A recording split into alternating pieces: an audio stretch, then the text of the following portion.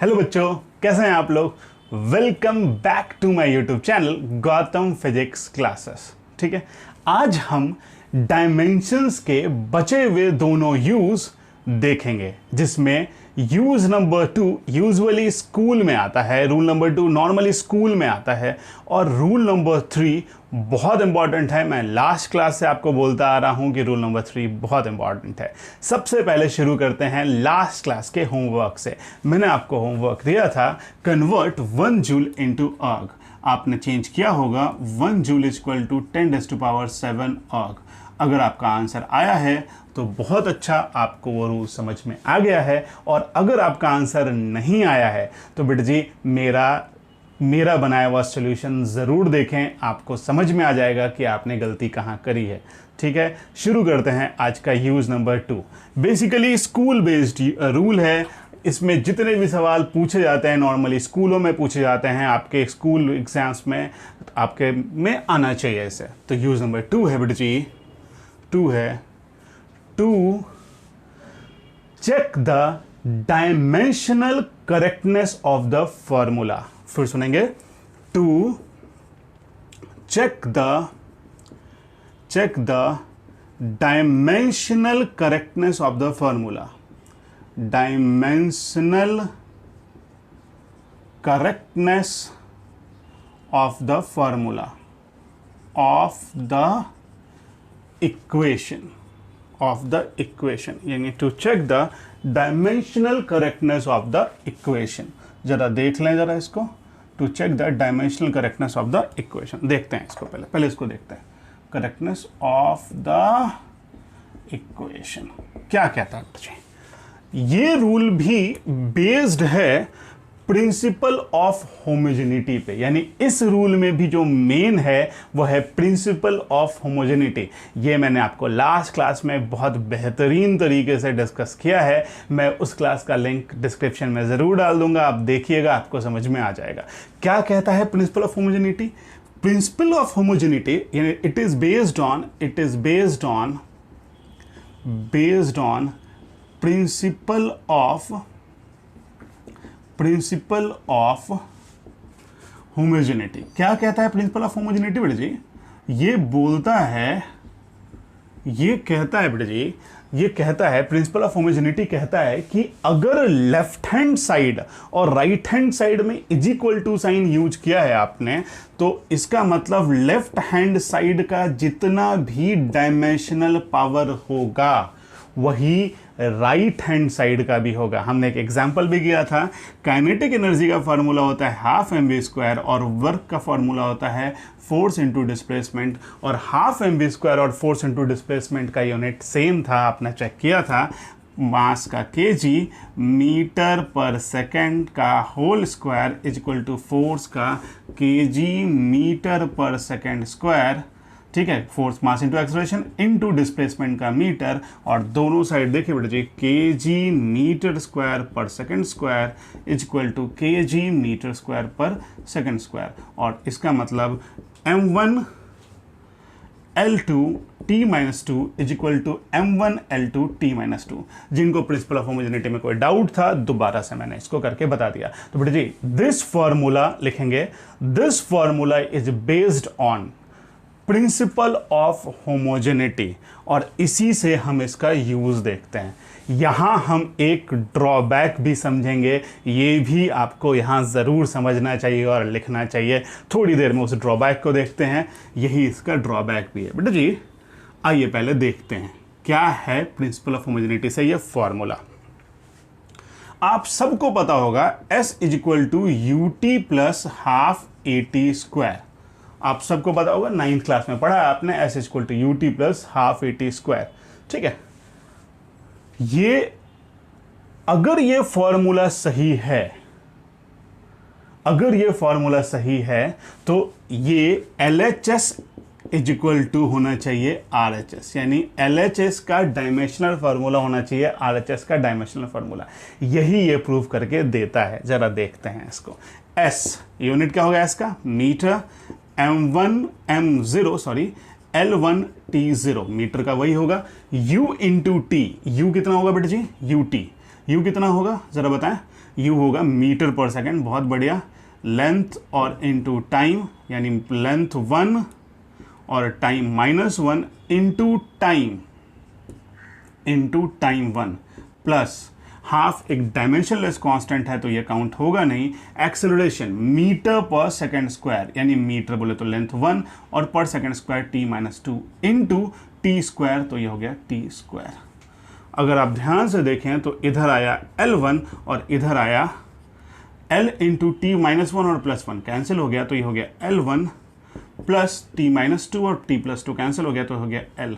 तो इसका मतलब बेटा जी लेफ्ट हैंड साइड में डायमेंशन L का 1 है, राइट हैंड साइड में भी 1 ही आ रहा है, हर बारी डायमेंशन 1 ही आ रहा है। ठीक है, ब्रैकेट में रहने के कारण ये एडिशन साइन है, तो इधर का डायमेंशन प्लस इधर का डायमेंशन, ठीक है, यानी यहाँ भी 4 मीटर प्लस 2 मीटर होगा, तो इसलिए दोनों डायमेंशन अलग अलग में लेंथ आ रहा है। आप लेंथ प्लस लेंथ जोड़ नहीं सकते हैं, दोनों का आंसर मीटर ही होगा। ठीक है, ये बोलता है सेकंड यूज। लेकिन बेटा जी यहाँ एक ड्रॉबैक भी है, जरा उसको समझेंगे। अगर ये इक्वेशन आपको याद ना हो और ut प्लस ET स्क्वायर आपने गलती से लिख दिया, ut प्लस ET स्क्वायर लिख दिया, मान लो s equal to ut plus half AT square की जगह s equal to ut plus AT square लिख दिया, तो बेटा जी होगा क्या? मान लो आपने भूल गए और आपको याद नहीं था। अब देखिए ज़रा, जब आप इसका चेक कीजिएगा डायमेंशन, तो यहाँ भी आपने हाफ का डायमेंशन नहीं लिया था, क्योंकि ये एक डायमेंशनलेस कांस्टेंट था। तो बेटा जी यहाँ पे भी आप नहीं लोगे, बट ऑब्वियस है यहाँ पे भी L1 हो जाएगा और u की जगह पे हो जाएगा, u की जगह पे वही कर देता हूँ, L1 t-1 into t1 plus 1 minute में तो हो जाएगा L1 t-2 into T square. और बेटा जी क्योंकि हाफ एक डायमेंशनलेस कांस्टेंट था, तो फिर भी ये प्रूफ हो गया कि ये भी L1 और ये भी L1, ये कैंसिल, ये कैंसिल। बेटा जी इसका मतलब हम इसे यूज करने वक्त जरूर से ध्यान रखें कि कहीं हमारे फॉर्मूले में डायमेंशनलेस कांस्टेंट तो नहीं है। देखो अगर डायमेंशनलेस कांस्टेंट होगा तो बेटा जी s is equal to ut plus half AT square mathematically भी सही और डायमेंशनली भी करेक्ट, डायमेंशनली भी सही। लेकिन बेटा जी s is equal to ut plus AT square mathematically wrong और डायमेंशनली करेक्ट। इसका मतलब आप इस करेक्टनेस वाले सिस्टम पे बहुत रिलाई नहीं कर सकते हैं, और अगर आप रिलाई करते हैं तो याद रखिएगा इट कैन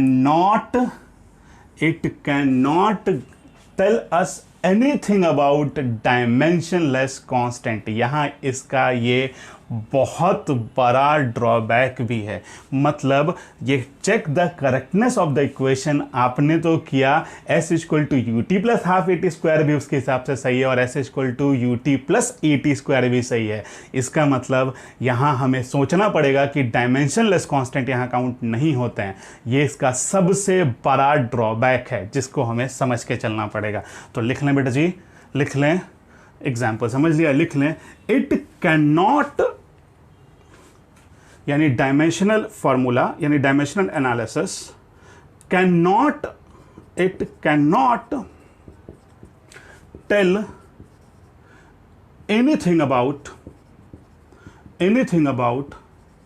डायमेंशनलेस, ध्यान देना, कांस्टेंट।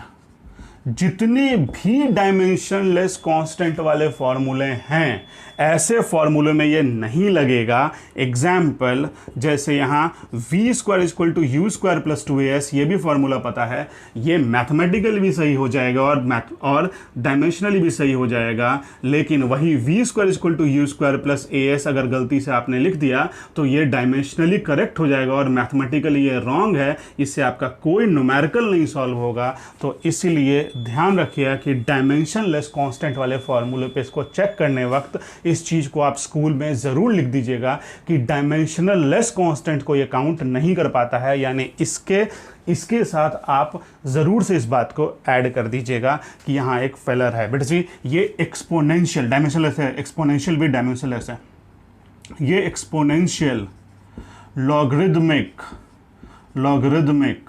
कांस्टेंट्स, कुछ भी जो कांस्टेंट नंबर कांस्टेंट जिसको बोलते हैं 2 3 4 जो हमारे दोनों इक्वेशन में है 1/2, ऐसे सिस्टम को ये पकड़ नहीं सकता है। यानी ये एक्सपोनेंशियल लॉगरिदमिक, अगर किसी फॉर्मूला में लॉगरिदम्स लॉग यूज हो रहा है या कांस्टेंट्स यूज हो रहे हैं 2 3 4 तो उनको ये नहीं पकड़ सकता है। तो इसको यूज करने के पहले मेरी आपसे सख्त हिदायत है कि डायमेंशनलेस कांस्टेंट के बारे में ज़रूर सोच लें।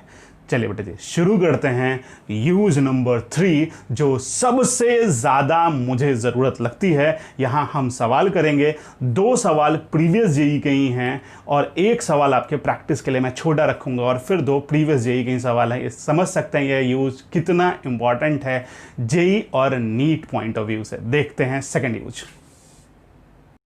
बेटे जी थर्ड यूज बोलता है to establish the relation between different physical quantity, to establish the relation between different physical quantity, यानी ये different physical quantity के में रिलेशन देता है। इसको हम सीधे एक एग्जाम्पल से समझते हैं, नहीं तो इसके डेफिनेशन में घुसेंगे तो बहुत टाइम पास होगा। चलिए बेटे जी आपको एक फॉर्मूला पता होगा सेंट्रीपिटल फोर्स का, F is equal to mv²/r, बिल्कुल याद है, बिल्कुल याद है, नॉर्मली याद ही होगा। इसको सेंट्रीपिटल फोर्स भी कहते हैं, सेंट्रीपिटल फोर्स भी कहते हैं, सेंट्रीपिटल फोर्स कहते हैं।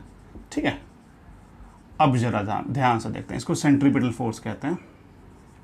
अब ध्यान से देखते हैं ये क्या करता है। अब जरा ध्यान से सोचो तो फोर्स किस पे डिपेंड कर रहा है, फोर्स किस पे डिपेंड कर रहा है, डिपेंड किस पे कर रहा है, मास पे, सही बात है, वेलोसिटी पे, 2 बार वेलोसिटी आई है, वेलोसिटी पे, और रेडियस पे, रेडियस पे। ठीक है, ये फोर्स किस पे डिपेंड कर रहा है, मास पे, वेलोसिटी पे और रेडियस पे। हमें ये क्वेश्चन कभी नहीं दिख रहेगा, हमें ऐसा क्वेश्चन लिखा रहेगा। तो बेटा जी क्वेश्चन बनेगा, अब मैं आपके लिए क्वेश्चन बनाता हूं। The force on a moving body depends upon, the force on a moving body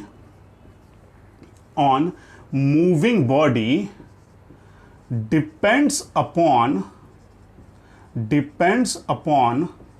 देखना बेटा जी, मास, वेलोसिटी यानी mass of the body, velocity of the body and radius of the body, derive the relation between them. यानी आपको question रहेगा the force on a body depends upon mass of the body, velocity of the body and R stand for radius of the body. The force on a moving body depends upon. और आपको अब ऐसा सवाल solve करना है। ये मेरा check point है बेटा जी। अगर मेरा थर्ड रूल सही है तो मेरा आंसर आना चाहिए F = mv²/r, यानी ये फोर्स अगर इन पे डिपेंड करता है तो एक फॉर्मूला निकलेगा। और हमने पहले ही सोचा है कि ये हमारा चेक पॉइंट है, यानी अगर मैं सही हुआ तो मेरा आंसर आएगा F = mv²/r, और अगर ये थर्ड रूल गलत है तो मेरा आंसर नहीं आना चाहिए। यही करता है ये काम। बेटा जी यहाँ आपको एक बात समझना चाहिए, यानी F के बारे में बोल रहा है वो मास, वेलोसिटी और रेडियस पे डिपेंड करता है। क्वेश्चन ऐसा लिख के आता है, बहुत जगह बहुत लंबी कहानी होती है और उसके एंड में यही निकलता है। आपको मैं एंड दे रहा हूँ उस क्वेश्चन में, एंड में क्या लिखा निकलेगा या कैसा आपको समझने से, पढ़ने से समझ में आ जाता है कि क्या क्वेश्चन लिख रहा है। तो बेटा जी एक बात तो श्योर है कि ऐसा साइन तो हमने कभी सॉल्व किया नहीं है, तो इसकी जगह तो पहले मैं कॉन्स्टेंट लगा दूँ।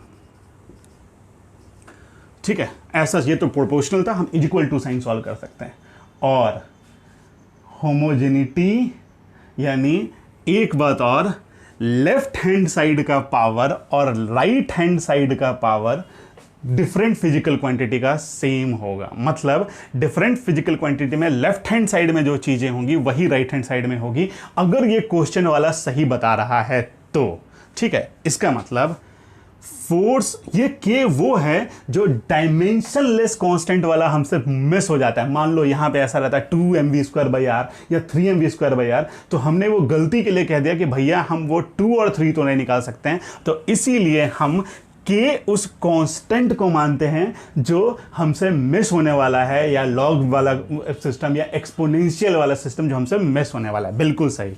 चलिए आइए, तो F = K, कुछ नहीं पता, लेकिन एक बात श्योर है कि मास का पावर A, वेलोसिटी का पावर B और रेडियस का पावर C, जो भी होगा वो F के पावर के बराबर होगा। यानी F में जितनी बार मास होगा, जितनी बार वेलोसिटी होगा, जितनी बार रेडियस होगा, इन सब का पावर एक दूसरे से बराबर होगा।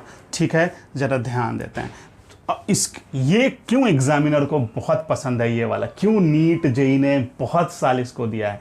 कारण है, यहां आपसे बैठे बिठाए वो 3-4 डायमेंशन चेक करा लेता है। फोर्स का डायमेंशन बताना बेटा जी। फोर्स का डायमेंशन होता है kg m/s² इंटू, ठीक है, मास इंटू एक्सेलरेशन होता है। तो बेटा जी मास इंटू एक्सेलरेशन, तो kg m/s, जिनको याद है बहुत अच्छी बात है, मैंने बोला भी था याद रखिएगा, m1 L1 T-2।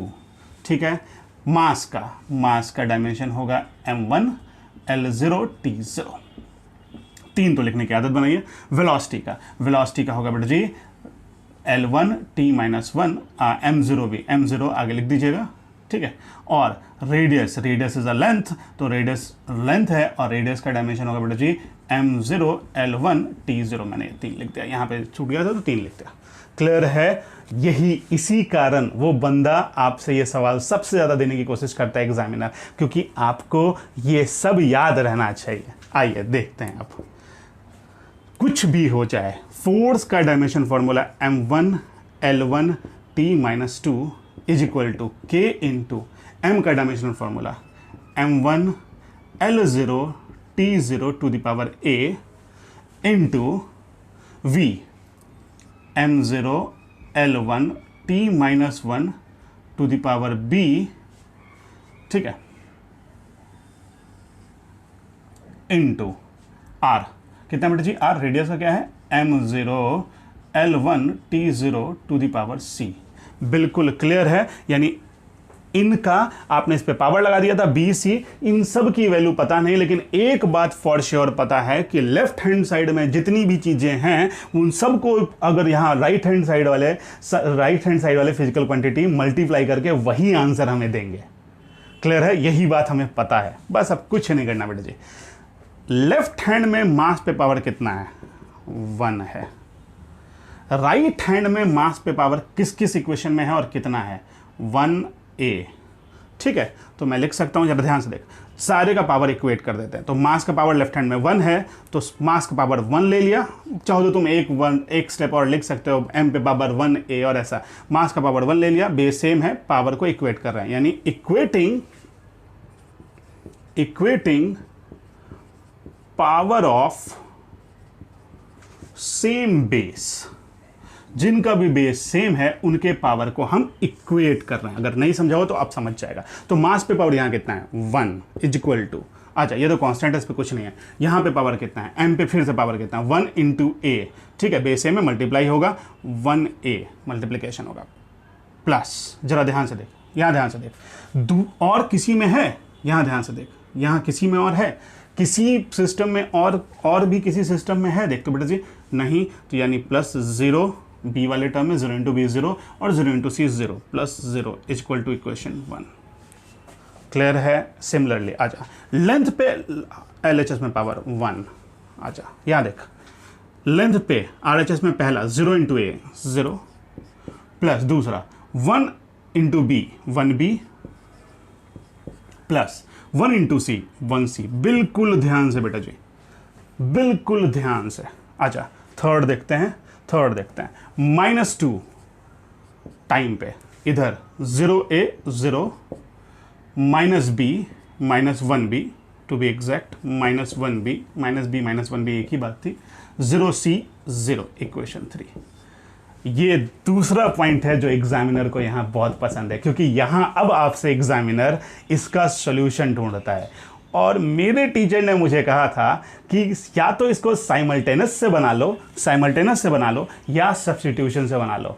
बेटा जी मुझे थोड़ा आसान सब्स्टिट्यूशन लगता है, एक की वैल्यू दूसरे में डालना। कुछ लोग साइमल्टेनियस से भी बनाते हैं और कुछ न्यूमेरिकल साइमल्टेनियस से ही बनते हैं, तो वो उसमें आप थोड़ा सा आप देख लेंगे। ये इक्वेशन पार्ट है जो मैथमेटिक्स में आपने 9th 10th में ईजिली पढ़ा होगा, 8th में भी आपने इक्वेशन के सॉल्यूशन देखे हैं। चला जा बेटा जी सॉल्व करते हैं। अगर हम इक्वेशन सॉल्व किए पहला, तो पहले इक्वेशन से आया a = 1। गुड। अब देखते हैं सेकंड इक्वेशन में 2 अननोन है तो हम अभी इसको यूज नहीं करते हैं। थर्ड इक्वेशन में हमारे पास इजीली दिख रहा है -2, ये हो गया इक्वेशन 1 का आंसर हो गया, 1 हो गया। थर्ड इक्वेशन देखते हैं, इक्वेशन 3 देख रहे हैं, एक एक करके। इसमें सिंगल ऑप्शन है तो आराम से आ जाएगा। b = -2 = -1b, 1 से 1 गया यानी b = 2, यानी b = 2। ठीक है, थर्ड आ जा। अब इसको इस b की वैल्यू हम इक्वेशन 2 में डाल देते हैं, यानी putting value of b in equation 2। ठीक है, तो बेटा जी 1 = b की जगह पे 2 + c। ठीक है, और अब जरा ध्यान से देखना बेटा जी, ध्यान से देखना, c = कितना आ जाएगा, आपको दिख भी रहा होगा। c = कितना आ जाएगा, 1 - 2 यानी हो जाएगा -1। इसका मतलब जिसको भी आपने a कहा था, यहां मैं एकदम ठीक इसके ऊपर लिख रहा हूं कि आपको समझेगा। जिसको भी आपने a कहा था उस पे पावर दे दो 1। जिसको भी आपने b कहा था, v को आपने b कहा था, उसको पावर दे दो 2। और जिसको भी आपने c कहा था, r को c कहा था, उसको पावर दे दो -1। यानी हमारा फार्मूला निकला f = k। हमेशा इसको एंड में सजा के लिखने की आदत बना लीजिए, इससे थोड़ा सा अच्छा प्रेजेंटेशन होता है। जैसे आप कपड़े अच्छा पहनना चाहते हैं, वैसे ही अगर आंसर को आप अच्छे से लिखें तो एग्जामिनर को बहुत फील अच्छा होता है। वैसे ऑप्शन वाले सवालों में हमें तो टिक करना होता है, कैसे भी कर लें। स्कूल के लिए बोला था m1 v² अपॉन r, -1 था तो अपॉन r। बेटा जी यानी मैं सही हूं। देखिए डिपेंडेंसी थी, और अगर डिपेंडेंसी है तो उसका फॉर्मूला वही है, k यहाँ पे 1 है, हमें पता है, तो k को हम 1 लिख सकते हैं। तो यानी f = mv²/r। बिल्कुल क्लियर कट समझा होगा बेटा जी। अब अगले 10-12 मिनट में आपको 2 सवाल करने हैं। ये क्वेश्चन जेईई 2006 का है अगला, और उसके बाद हम अगला सवाल देखेंगे। जल्दी से करते हैं जेईई 2006 वाला सवाल। बेटा जी सवाल है 2006 या 7 में होगा, the frequency denoted by f। सवाल तो बहुत लंबा है लेकिन उसके बीच में यही है, डिपेंड्स अपॉन फोर्स f। ठीक है, force comma length of L string, जिसको आप लेंथ बोलते हैं, denoted by L, and mass per unit length is equal to denoted by mu of the string. पूछा है the frequency f depends upon force length L of the string, यानी L of the string, length of the string, and mass per unit length mu of the string. उसको mass per unit length को denote करने के लिए बोला उसने mu से। Find the relation. एकदम ध्यान से देखेंगे, ठीक है। पहले तो इस सवाल का हम कंक्लूड करके आंसर की तैयारी कर लें, शॉर्टकट कर लें और इसको रब करें, बोर्ड हमें ज़रूरत पड़ती है बड़े से, ठीक है। तो पहले ये देख लेते हैं, यानी फ्रीक्वेंसी डिपेंड्स अपॉन बोल रहा है वो फोर्स लेंथ L और मास पर यूनिट लेंथ को उसने बोला है म्यू, यही बोला है उसने, इज इक्वल टू। ऐसा इक्वेशन तो सॉल्व होगा नहीं। अब इसको मैं रब कर देता हूँ, इस क्वेश्चन की मुझे ज़रूरत नहीं है, आपके पास ये क्वेश्चन आ गया है, ठीक है। चला जा, आजा। ऐसा तो सॉल्यूशन आएगा नहीं, ठीक है। अब इसको सॉल्व करने के लिए हमें इसके जगह पे k लगाना पड़ेगा, तो f is equal to k into F into L into mu, और एक बात और मैंने बोला था, फ्रीक्वेंसी फोर्स, लेंथ और मास पे डिपेंड करती है, और यही एग्जामिनर आपसे चाहता है इस सवाल को सही से सॉल्व करना। इस पे पावर a दे दीजिए, इस पे पावर b, अच्छे से लिख देता हूँ, इस पे इसको अच्छे से लिख देता हूँ। फ्रीक्वेंसी डिपेंड करती है f into L into mu, और इसको आपने चेंज कर लिया, फ्रीक्वेंसी को f से डिनोट कर रहा हूँ मैं, कुछ किताब इसको उससे टाउ से डिनोट करते हैं, ध्यान से, k इंटू एफ पे पावर a, l पे पावर b और म्यू पे पावर c। जिनको पिछला सवाल नहीं भी समझा था वो इसको ध्यान से देखें, आराम से समझ में आ जाता है। चलिए आइए सॉल्व करें।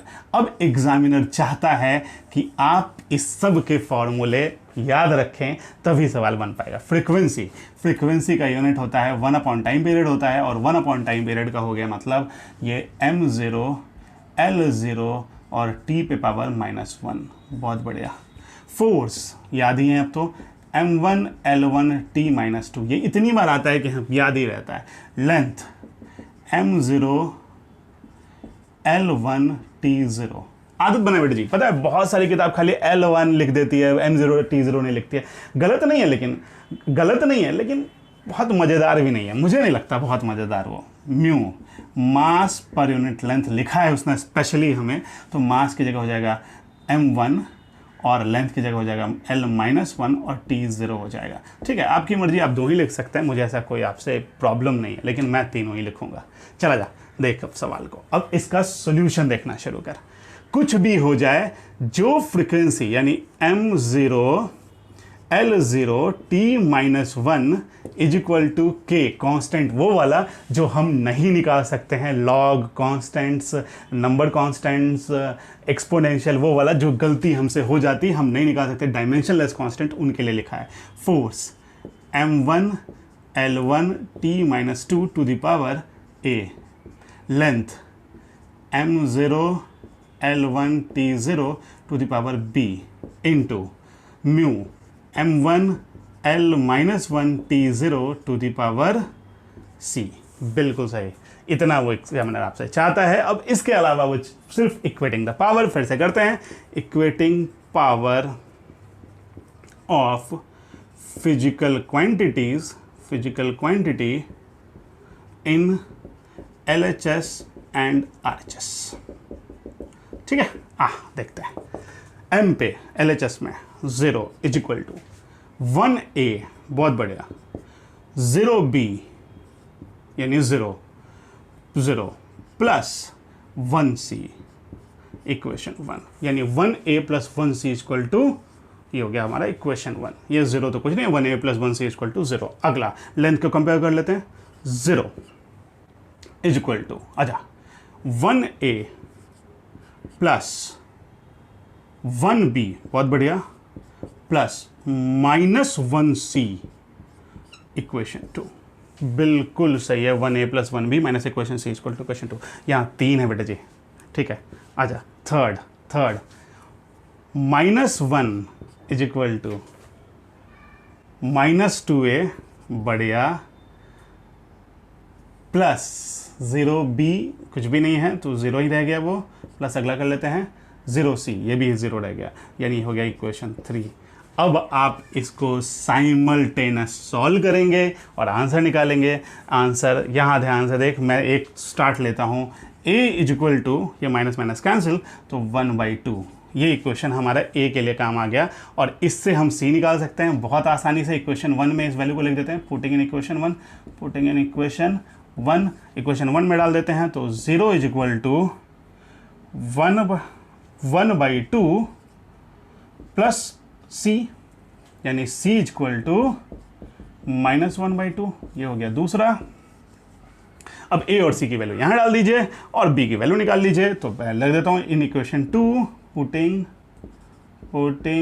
इन इक्वेशन 2, ठीक है। तो a की जगह पे डाल दीजिए बेटा जी 1/2, 0 is equal to 1/2 plus 1b minus of minus, तो प्लस 1/2 प्लस 1/2 1 हो गया, यानी b इक्वल टू -1।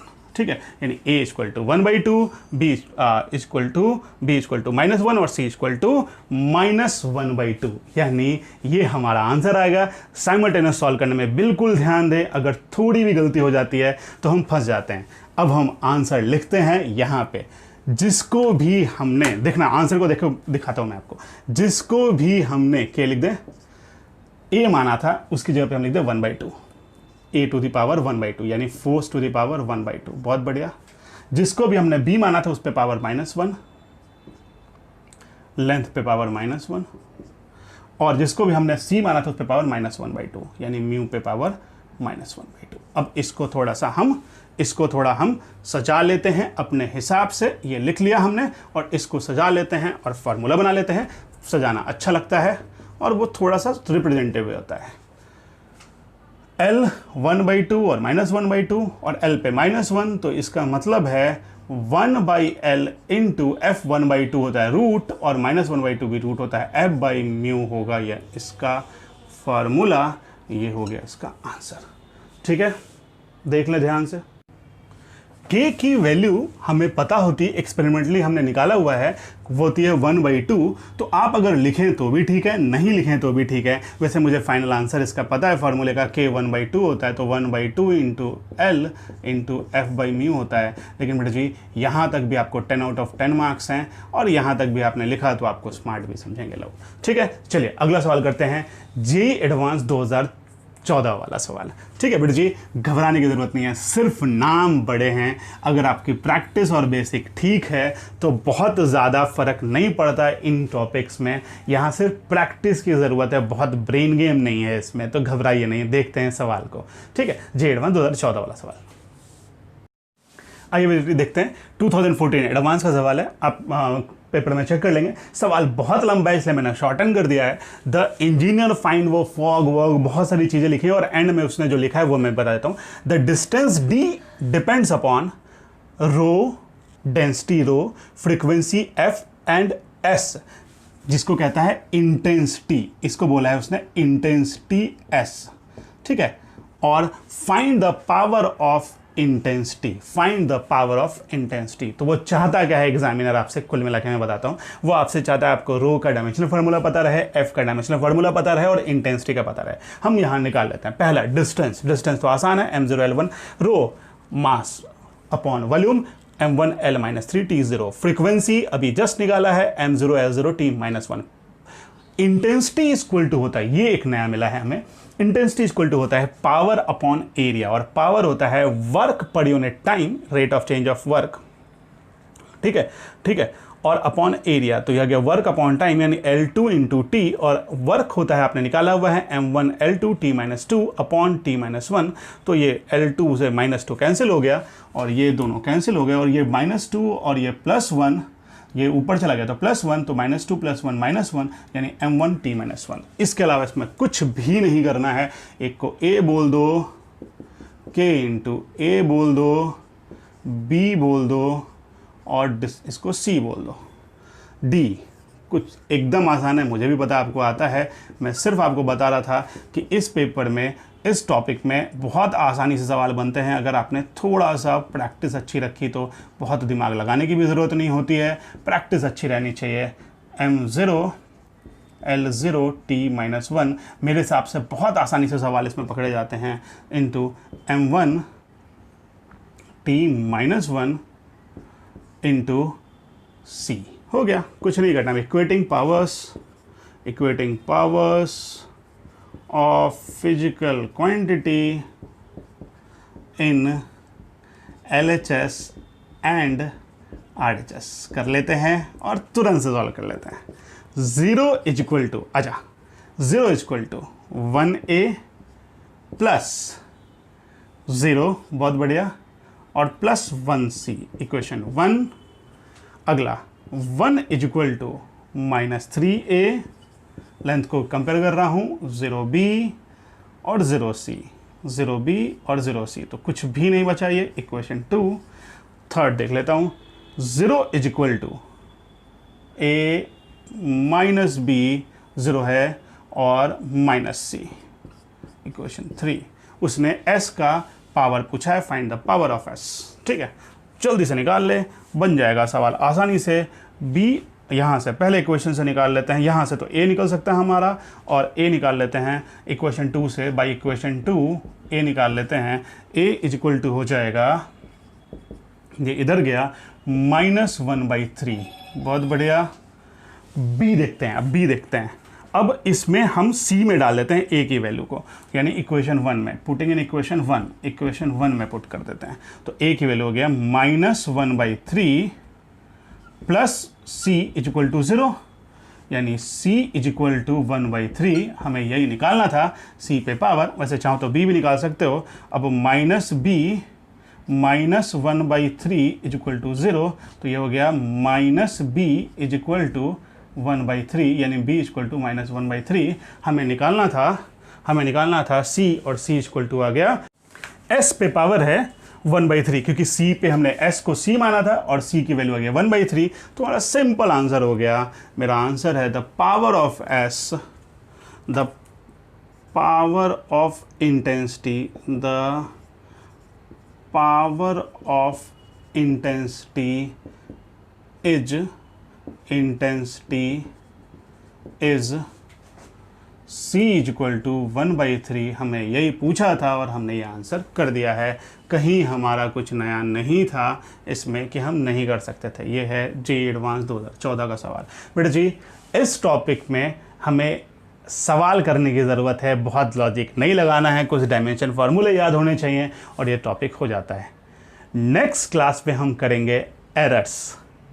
ध्यान से समझें, जैसे कपड़े फैशन में होते हैं ना, वैसे ही एरर फैशन में है। अभी जब से एक्सपेरिमेंटल एनालिसिस इसके साथ आया है, जेई और नीट में पूछना शुरू किया है, एरर्स को बहुत वेटेज मिल गया है। 2010 से 2020 तक जेई ने कम से कम 4 से 5 बार एरर पूछा होगा, नीट ने भी एरर पूछा है, लेकिन दोनों के एरर का लेवल डिफरेंट होता है। स्कूल में भी एरर आता है, तो तीनों एरर को हम देखते हुए अगला टॉपिक शुरू करेंगे, एरर।